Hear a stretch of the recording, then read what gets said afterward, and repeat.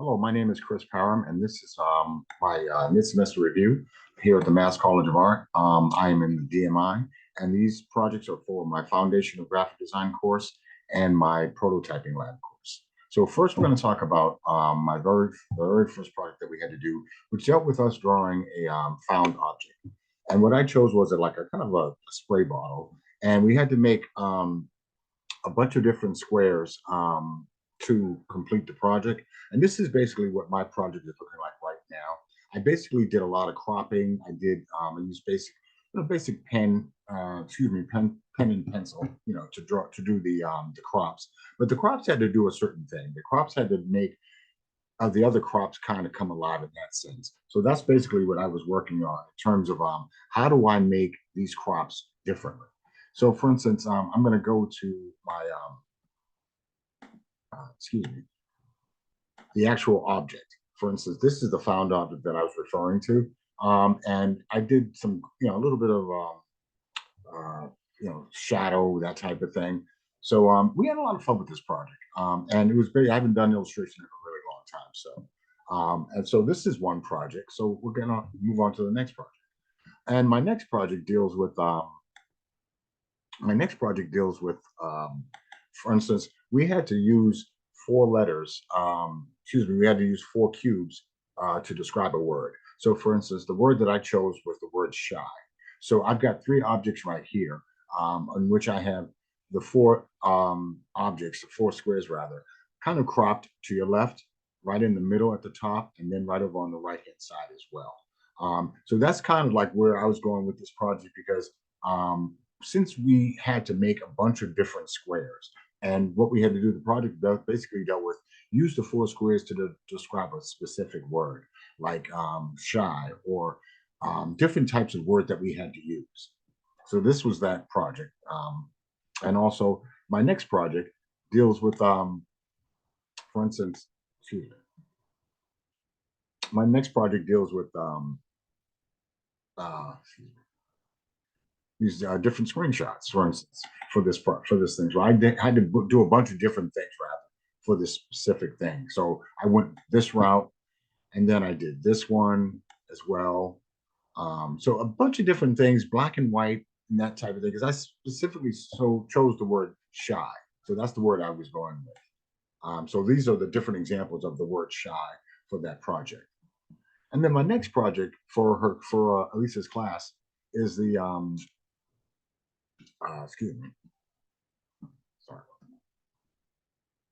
And these, for instance, these are the examples that we had to use in terms of using four squares to describe one specific word. So there was joy, increase, bold, congestion, shy, and then friendship, and so on. So we had to do a whole bunch of different roughs, as we used to call them, in order to get that across. So my next project is the most recent project that we're dealing with, which deals with using that found object that we drew and having gesture, graphic, simplified, and radical. So we had to do three different versions that we liked the best. So, for instance, my favorite are the radical one with the horse in there. That's like my favorite, person speaking. So we had to make them three different, like for instance, radical, and then this kind of radical, and this kind of radical, and so on. So the graphic, really kind of easy, knowing a graphic symbol when you see one, that type of a thing. And I believe my next project for Elisa, excuse me,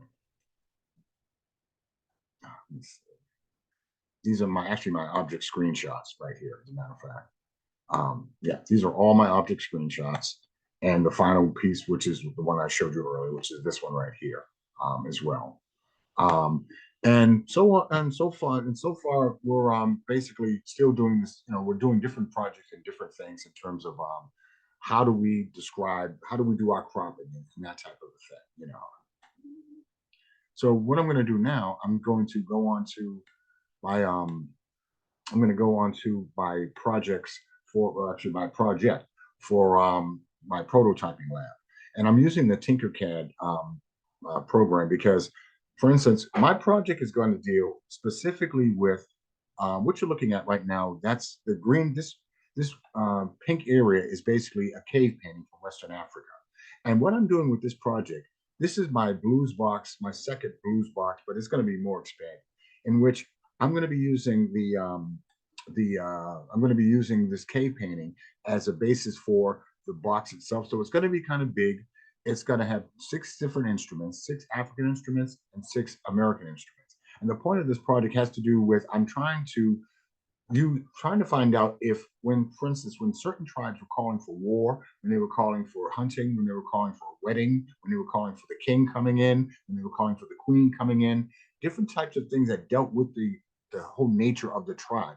Would that be related to blues music in one way or the other? Because they're saying I've heard that blues music was born in Western Africa, was founded in Western Africa. So that's basically what I'm trying to do with this with this specific project. So so this is one of those. And again, like I said, I have African instruments over here, and I have American instruments over here that were inspired by African instruments. So for instance, we're going to go to another CAD project that I did, because I did at least 4 of those to show basically the cave painting, but also to show the correlation and the differences between the instruments, and do they sound the same? You know, that's kind of like the mystery for me. I'm wondering, like, do they sound the same? Do they mean the same thing in terms of the culture? You know, so for instance, this is a cave painting and from Western Africa from at least 10,000 years ago. So as you can see, we've got the drum, the djembe drum. We've got the noji, which is a stringed instrument. We've got the balafon, which the xylophone is based on the xylophone. And we've got the stand-up bass, the American stand-up bass over here, and also the acoustic guitar right there. And also we've got the trumpet, and we've also got a banjo as well. So what I'm trying to do is what I'm going to be doing with this project is I'm going to make a box in which I'm going to have 6 holes on one side and 6 holes on the other side. And I'm going to have 6 instruments, American instruments, and 6 um, uh, African instruments, to see if people can tell the difference between the two. And is there a correlation between the blues and jazz music and the blues and Western African music as well? And do those things have anything to do with the call and response, the nature of the tribe when they're making a call, when they're not making a call, but when they're calling out with the horn? Did the blues come from that? That's what I'm really interested in right now. And that's the reason why I decided to put this on the CAD, because I wanted to get an idea of exactly what it's going to look like, and also the instruments as well. And that to me is really, really interesting in terms of trying to find out how this works. So I'm just going to go to one more, and that's it, because I did at least 4 of these, and I wanted to really get the feeling of the the, uh, the cave painting as well. So this is the last one we're going to be looking at. And the colors I kind of chose just because of it's African, the green, the lush, that type of a thing. And here, this is also another cave painting as well. And with the this is excuse me, this is also another cave painting that we have here. Excuse me. So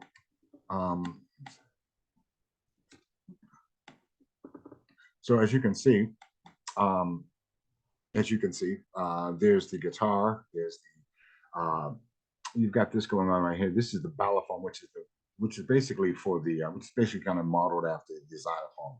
Well, the xylophone is modeled after that. I apologize.